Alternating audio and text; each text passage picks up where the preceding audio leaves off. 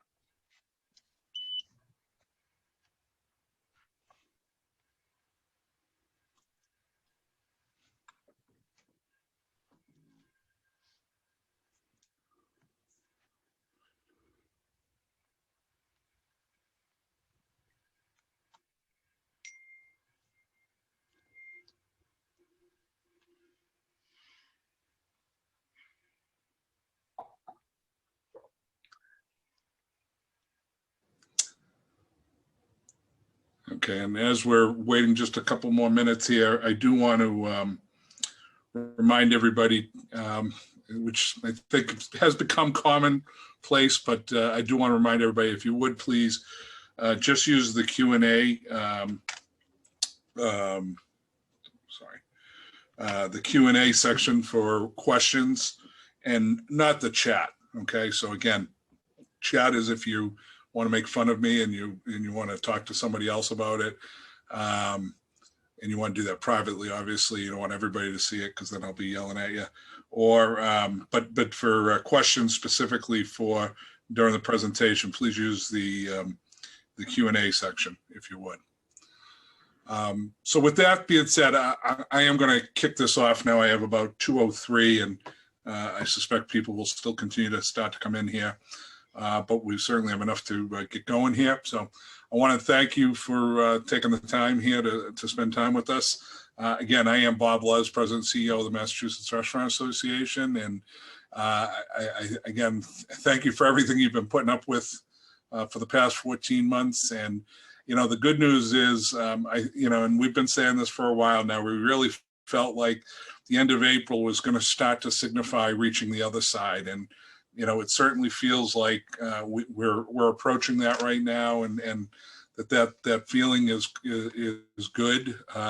It helps on a nice day like today to sort of take that a step further. We would wish it was a little bit better weather for this weekend for Mother's Day and beyond, but I have no doubt to believe that that's going to continue to kick in and improve. So, and you know, it also means that thankfully we're heading back to, I think, a normal dining spring for the first time. The last summer into the fall, we actually performed pretty well. And as we all know, outdoor dining was a huge hit, and it's back now. But largely indoor dining was absent. And this year, just in the last 30 days, we have had operators that have reported that they've had their best sales since last November. And, that is very, very encouraging. And, the fact that we have a lot of shots in arms, our staffs have shots in arms, our guests have shots in arms, really does feel like we're back, we're coming back pretty quickly here. The numbers continue to strongly and quickly decline. But there's still some folks out there that no doubt are concerned about indoor dining. And so one area that's been sort of driving, I think, consumer confidence and driving a lot of questions here in the association and across the business field is the addition of air purification systems and what that does, and how do we communicate that with our customers, and what does it mean? And so, Kerry Miller on our team, who I think everybody here knows, has been working on this exclusively. We've certainly fielded multiple calls about how restaurants could assess what the best solutions are for their individual establishment. And again, Kerry's had a wide array of conversations with folks out there, and given the technology and options for air purification, what we've seen is a significant advancement over the recent years, and certainly I think probably within the last 14 months, even more so. And so Kerry reached out to our great business partners at Dave Swain and Associates, who have expertise to assist in creating this webinar to help everybody educate. And so today I'm going to stop talking here and turn this over to Ryan Richie. Ryan is the Executive Vice President of the HealthWay Family of Brands. He's going to lead us on this educational session on the different technologies available and the best practices to achieve healthier indoor air quality, and then as a result, to drive additional consumer confidence in terms of indoor dining. What you'll find is Ryan has and his company are very, very strong players in this. And again, we appreciate them taking the time to assist all of you in trying to understand this a little bit better. So again, as I hand it over to Ryan, I remind you, use the Q&A section and not the chat for any questions.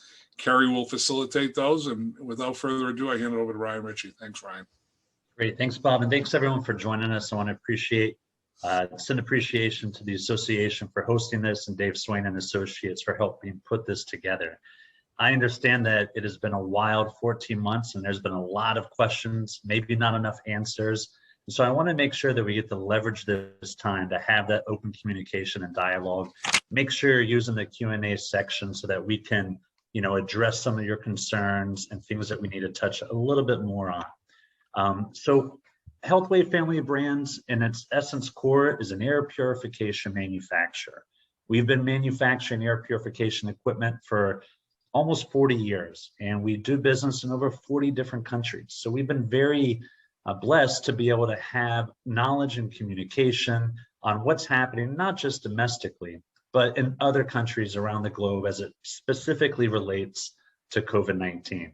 So hopefully we can be a good resource for you, and always feel free to reach out for further communication or questions that you might have. So air cleaning solutions, right? Why is it important right now for restaurants? Honestly, in the past, air purification was never a consideration for the restaurant industry. Part of the reason is one of the beautiful things about coming to your establishments is the wonderful smells that happen from the food that you're developing and creating. And so the concern for air quality, while now has a hyper focus, for restaurants was really absent almost completely in the years before. Certainly there were hoods to remove cooking components at the time of cooking, but as far as air purification went for the interior spaces, that was really a non-existent industry in the past. And that has changed dramatically. And it's changed obviously because of the concerns of COVID-19. So when we look at the needs that are out there, it's really focusing on the health and wellness of not just your customers, but also your employees. Our mindset has shifted dramatically to understand the concerns of not just this infectious disease, but other potential infectious diseases in crowded spaces that we often find ourselves in, like restaurants or bars or schools, etc. And so as you look at the industry ranking of people's concerns on indoor components, the number one is air quality. So indoor air quality far and above is the number one concern of most people when they look at an indoor space. Water quality being a distant second application. So it's always been a top of mind concern. And I think now with the hyper focus, the daily information about aerosols and microns and information like that, people have a larger concern in the occupied spaces that they go into. The global pandemic has really set the stage for not just today, but I think for the future. And I want to have the conversation in the context that while we know we need to take immediate action to alleviate concern and exposure, we want to have the conversation about what the future looks like for all indoor spaces, obviously today focusing on restaurants. Now, according to the National Restaurant Association, and I don't think we need them to tell this, restaurants have been very severely damaged by the global pandemic. Over 500,000 restaurants are struggling, obviously by the nature of the lack of being open and having patrons inside their spaces. 87% of restaurant owners saw an average drop of 36% in sales revenue. And in this last December alone, more than 110,000 establishments closed permanently or long-term. And I want to put this in the context that it's because of the concern, of course, of COVID-19, the shutting down of these environments by government legislators, primarily because there were not mechanisms in place to create safe environments for people to be into. And so there's a massive shift, not just in the restaurant industry, but all industries, and how to address exposure to global pandemics like COVID-19. And that comes from things like stimulus money made available to purchase air purification or additional infrastructure needs to create a healthier environment.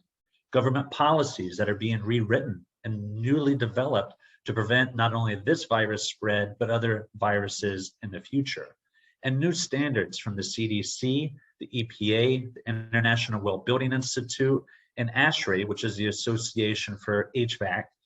They're all rewriting the rule books for air filtration because what they knew in the past is not what they know today. And so they were kind of caught off guard, unfortunately, and you would not have anticipated that, on really how to address something of this nature. But the real question is, what are the most important reasons to address indoor air quality for your restaurant? And that's what we want to really look at. What does it mean for you, for your clientele, and for your employees? We see the number one reason that restaurants are investing in air purification solutions is to restore customer confidence. Naturally, as Bob mentioned, with the vaccines being around, with more people being vaccinated, summer months being able to open back up, consumers are becoming more confident. A lot of that is they're tired of the lockdowns.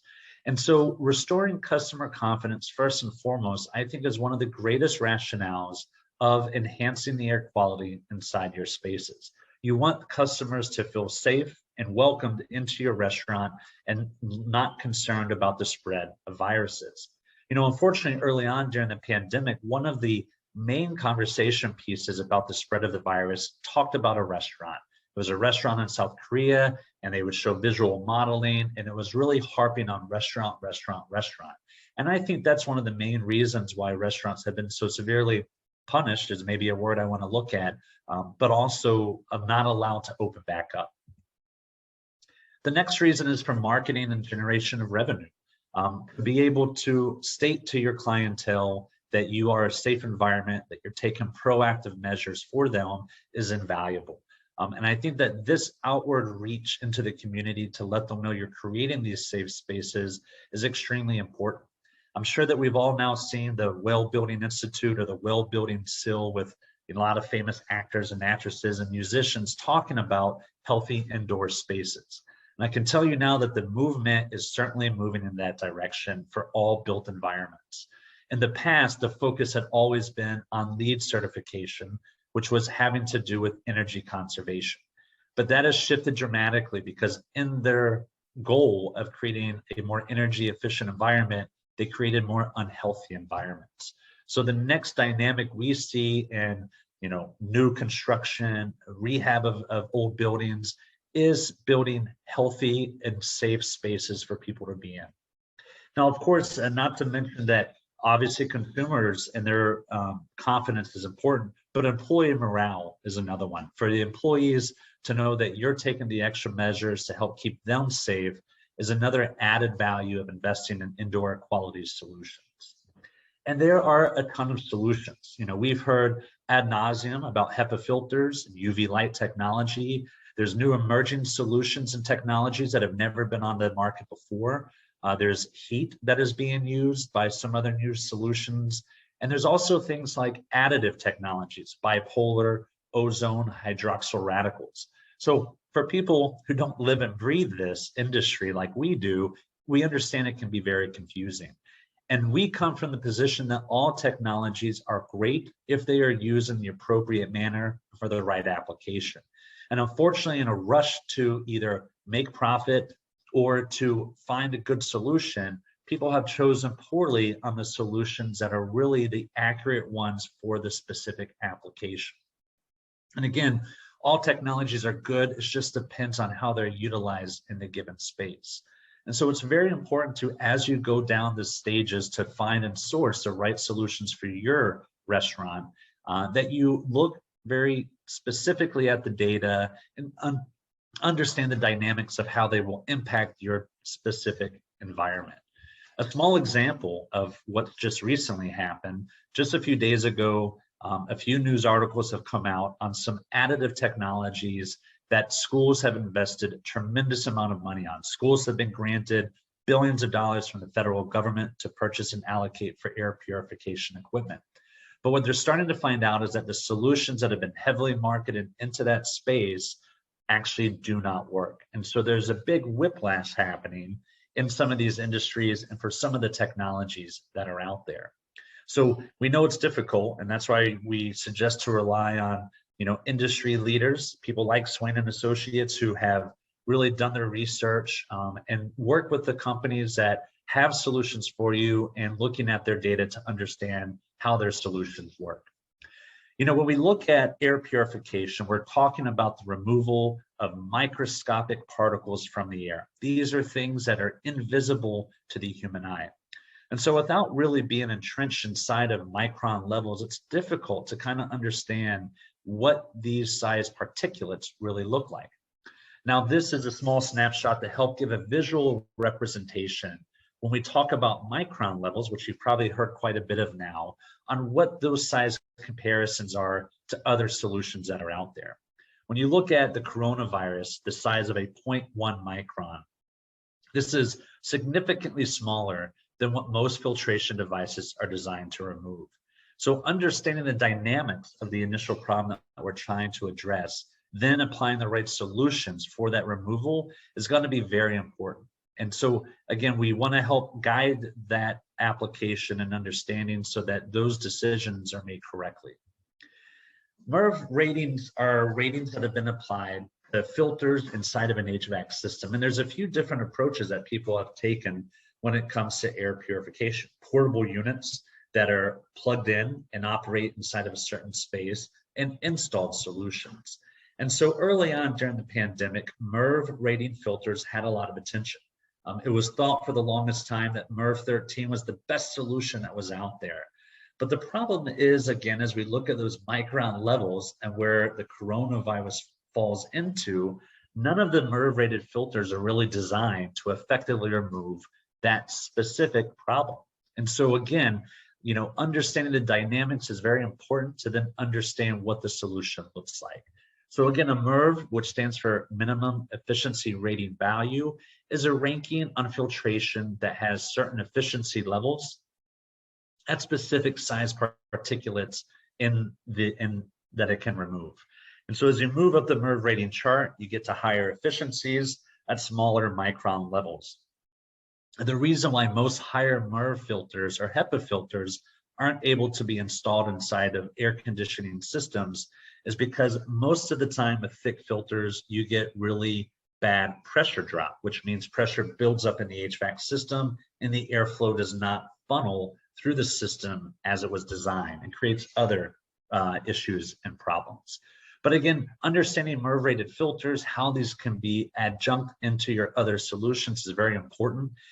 We understand your profession's a restaurant industry, and that's what you know better than anybody else. When it comes to HVAC needs and air filtration and air purification, those experts are out there to help guide you and provide that information on your specific application. Some restaurants might not be able to put installed solutions and others might. And so looking at the dynamics of each individual location, occupancy, airflow capability, and space is very important to diagnose what the right solutions look like. Now, I mentioned earlier that restaurants was a vertical market that really had never engaged in air purification solutions before. And that's actually true for a lot of other applications as well. But when you look at the industry as a whole, and restaurants are unique in the sense that sometimes they fall into these other applications as well, whether it's food services in the education sector or food services that you find in offices and hotels. So the applications are very, very broad for each of these air purification solutions. Again, looking at the different dynamics and how that they can be applied. Now, our experience comes from decades of knowledge on building almost every known technology in air purification today. And again, our stance is that all technologies are good if used appropriately and in the right capacity. So from electrostatic precipitation, which was a technology designed to remove cigarette smoke from the air, to HEPA, OPA, UV, photocatalytic, and where we are today and the technology we work with is called DFS. But to give you an example, as we've heard a lot about UV technology, it is a scientific fact that UV light can deactivate microorganisms. The problem is in the application, right? So just like I live in Florida, if I walk outside, I don't get a suntan moving from my house to my car. I get it from spending long hours trying to sit at the beach. And the same thing happens with ultraviolet light, where you need a certain amount of exposure time and intensity to have the desired impact.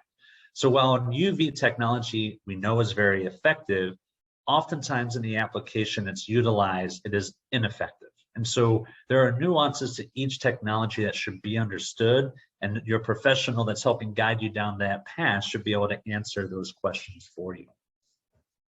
Now, what we do and what we look at for all air quality solutions have modular, scalable applications. You have some small spaces that could be a back office of a restaurant that might utilize a smaller compact unit.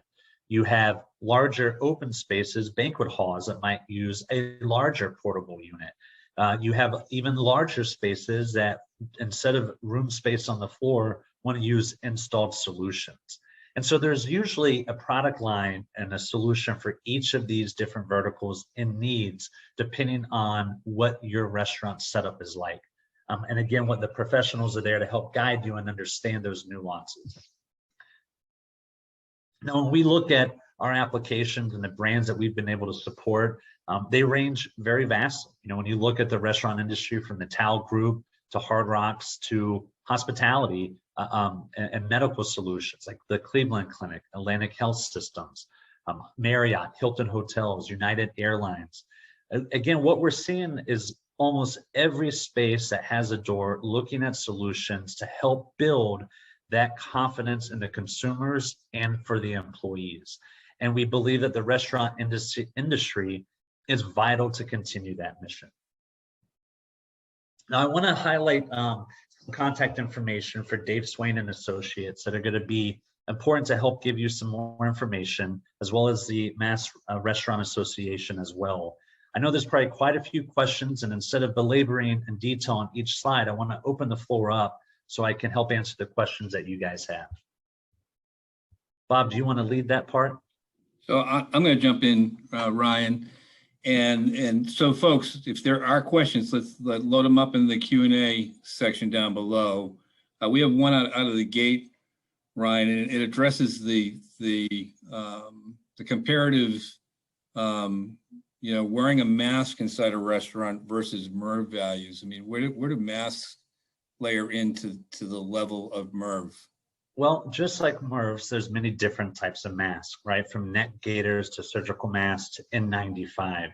And the higher ranking for mask, which is typically around the N95, in theory, are supposed to have a 95% reduction of micron level particulates.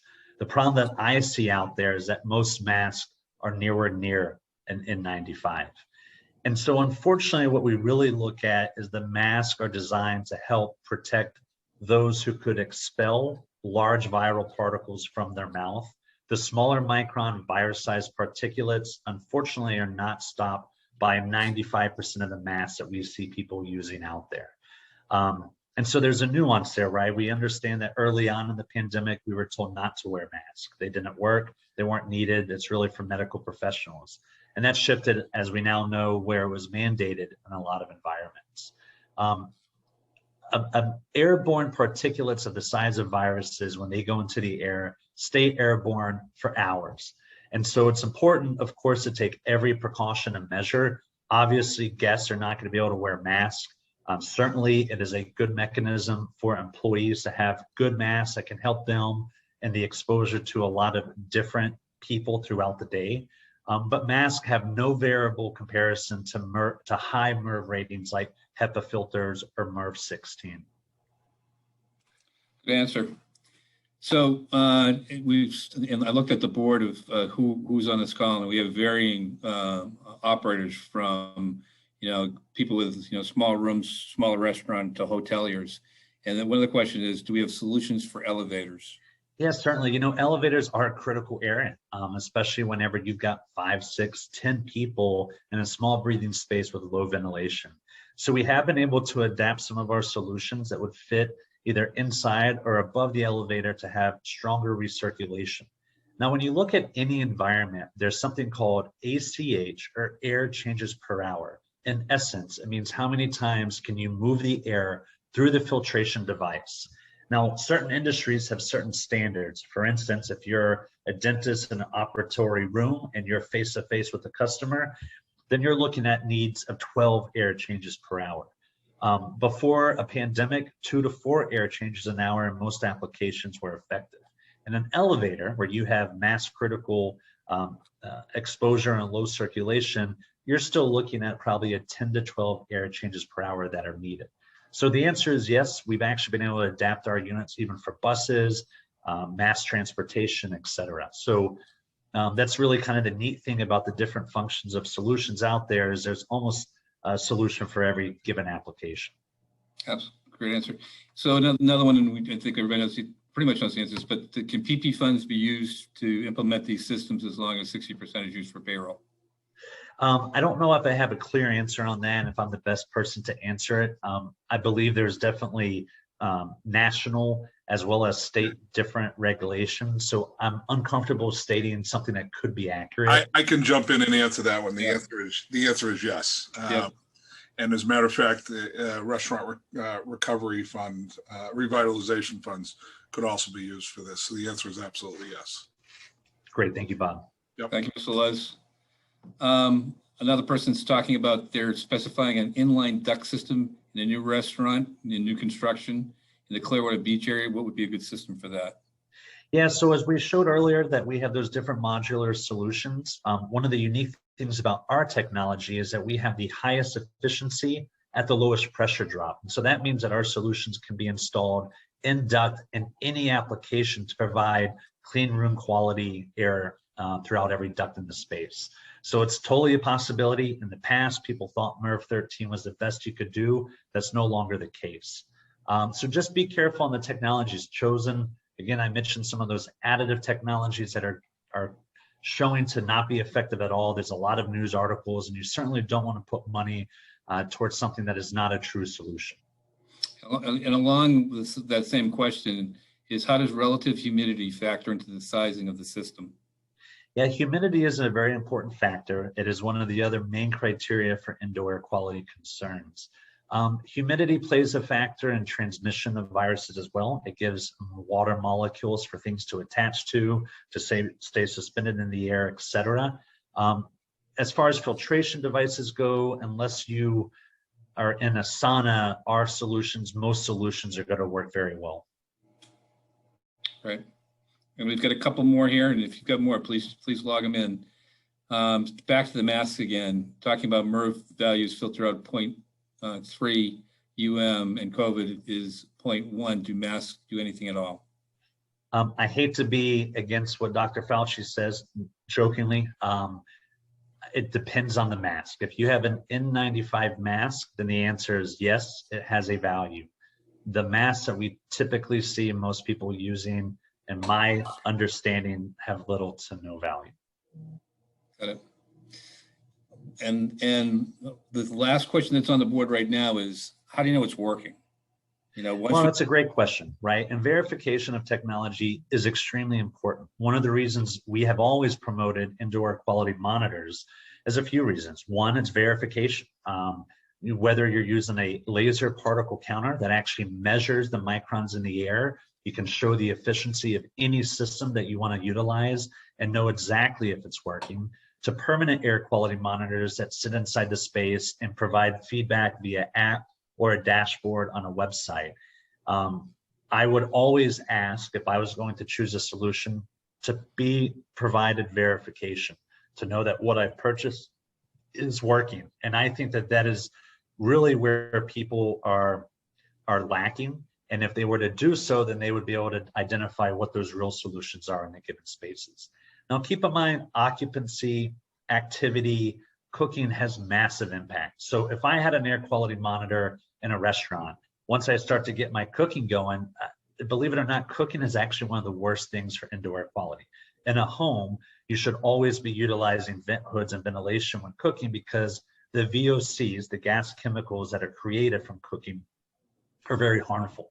So in a restaurant application with high occupancy and with high cooking evaluation, the air quality monitors are going to give you some false information because it's not really showing its true dynamic. You're in a very high polluted environment. So having more tangible, immediate devices like laser particle counters that can show the efficiency of the system, I think, are much more dynamic and much more beneficial. Any professional trying to sell you an air purification solution should have one of these. Otherwise, you should ask for it. Okay, couple more rolling in. Has there been cases where we've had air purification systems in place and running, and there have been instances of a COVID, outbreak? I would argue that there's certainly times where there's air purifiers utilized in the space and somebody still contracts COVID-19, especially depending on the type of air purifier that's utilized. We would probably fall into the same category. Carrie, if me and you are sitting across the table from each other and there's an air purifier 10 feet away and I've got COVID, the chances are not very good for you that you will not also get it. So yes, utilizing an air purifier does not mean that you will have 100% reduction of exposure, but it does mean, if deployed the right way, that you should have a 90 to 95% potential exposure application in the space. Great. And as I said before, Ryan, we've got a varying group of, operations. Food service touches everything, right? Everything, yes. We've got restaurateurs that have really small spaces and rooms, right? Not all, and we've got restaurateurs with wide open restaurants, hoteliers. What's the best way to get started so you're going down the right track and putting the right solution in place? It's kind of like going to WebMD when you got something going on with your finger and all of a sudden you've convinced yourself you got a week to live, right? Mm-hmm. So be careful going down the rabbit hole of information online. Contact a local person that is knowledgeable on this and that can help provide that guidance. Everyone does that free of charge. It will come and look at your space, help diagnose it, and give what they believe is the best criteria based on the standards and information out there of what the right solutions are. They'll be able to show you verification of those technologies that they actually work in the space. One of the reasons we've been so successful, and primarily is because we've been doing this since before COVID-19, is that we provide verification. We can show matter-of-factly the efficiency level of our solutions in a given space. And so I think the best solution is to reach out to a professional in that field that can help give you guidance and provide a consultative approach to look at your space and what the best solution would be. And that takes into fact many factors. If you don't have floor space, can you attach something to the walls? If you don't have wall space, can we attach something to the HVAC system?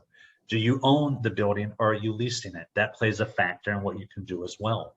What is the max occupancy you're looking at a space? What is the square footage and ceiling height, meaning the area, volume, and the air changes per hour that are looking at to be effective inside that application? So rely on the professionals that can give you that guidance, and then do your homework. So another question just came in. Do we have any letters from Marriott and Hilton showing acceptance on the brand standards and showing your credentials? I guess they're looking for reference level people. Absolutely. So we're the largest provider, not only to air purification solutions to the education sector from New York City's entire school portfolio. We have units in Boston and Chicago and LA Unified, et cetera. We also run a program called Pure Room, which is a When we reference the hotels, we're specifically referencing units that are used inside of the hotel rooms. So our Pure Room program, if you went to pureroom.com, you would see all the hotels in their different portfolios that utilize our solutions for what they would call wellness rooms.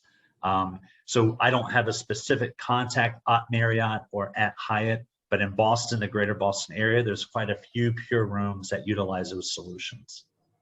And should somebody want to work through us to you to get those referrals, they could do that, right? Absolutely. And I would just recommend to contact Scott, and he'll help be the catalyst to get you what you need, whether it's test data, information, contacts, etc. Awesome. So there's the good news is there's PPP money out there right now that can be used for operational upgrades. But I think even with that being said, every operator has got a ton of things going on as far as finances goes right now.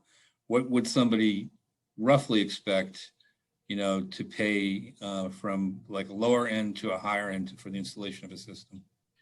Yeah, Carrie, that can vary greatly, and I'm almost hesitant to provide that information because it depends so widely. But if you looked at potential retail pricing on certain units, you're going to look anywhere from $700 to a unit to $4,000. And installed solutions, depending on the size of the space, could vary greatly. So it's hard to answer that exactly, but that kind of gives a little bit of guidance of what the cost mechanism on some of those solutions are. Awesome. So listen, I don't see any more questions on the board, but I tell you that this is recorded, and we can pass this along to other folks. And for those that have further questions, we've got David Swain. Scott's a great guy. Scott hops on the phone with me and has discussed these things on multiple occasions. At arm's length away, we've got Ryan, who is the subject matter expert, as we can see, on air purification. So feel very, very comfortable in reaching out to us at the MRA. I see the CEO has hopped back on, and I'm going to hand it graciously back over to Mr. Loves. I was only going to thank Ryan. That's it. So okay. Well, my pleasure, guys. Listen, I know that you've been hammered, and it's been a very tough road to plow. You've got great teams of people like Bob and Carrie, Renee, advocates like Scott and Tim that are here to support you, answer questions. It's really not about selling products. It's about helping us all get to the right place and to open back up, be confident, be safe. And so I know it's been a struggle. These grays that have gotten to my beard all happened in the last 12 months. Bob, I'm going to probably say it's the same for you too. But I know it's been a struggle. You've got people on your side.